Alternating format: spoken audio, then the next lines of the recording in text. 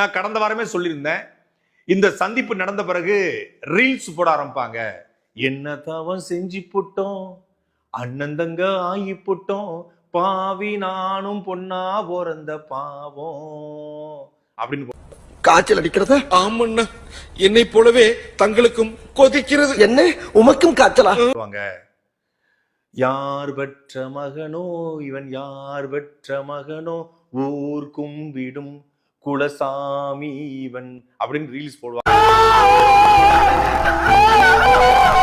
சொல்லியிருந்தேன். அதுதான் நடந்திருக்கு.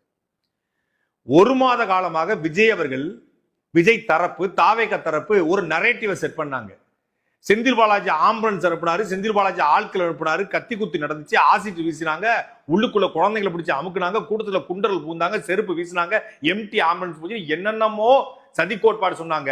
நாம் அன்றையிலிருந்து இன்றைக்கு வரைக்கும் சொல்றோம், இந்த கூட்ட நெரிசல் மரணத்திற்கு முழு பொறுப்பு ஏற்க வேண்டியது விஜய் விஜய் விஜய். நம் ராஜதந்திரங்கள் அனைத்தும் வீணாகிவிட்டதே, இன்னும் பயிற்சி வேண்டுமோ? ஒரு மாசமா நாம சொன்னது தான் நேத்து விஜய், ஆமா இந்த கூட்ட நெரிசல் மரணத்துக்கு நான் தான் காரணம்ங்கிறது அவரே சொல்லியிருக்காரு. சொல்லாம சொல்லியிருக்காரு. என்ன சொல்லியிருக்காரு? ஒவ்வொருத்தர் காலில் இருந்து மன்னிப்பு கேட்டிருக்காரு. மன்னிப்பு கேட்டது மூலமாக என்ன வந்திருக்குன்னா, தப்பே செய்யாத ஒருத்தன், குற்ற உணர்ச்சி இல்லாத ஒருத்தன் எதுக்கு மன்னிப்பு கேட்கணும்? என்ன உனக்கு அழுதுறியா?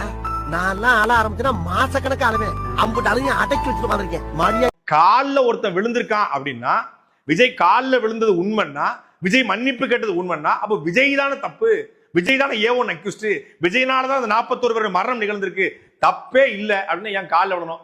ஆறுதல் சொல்ல எல்லாரும் காலில் விழ மாட்டாங்க. நாம் யாருக்கு என்ன தீங்கு செய்தோம்?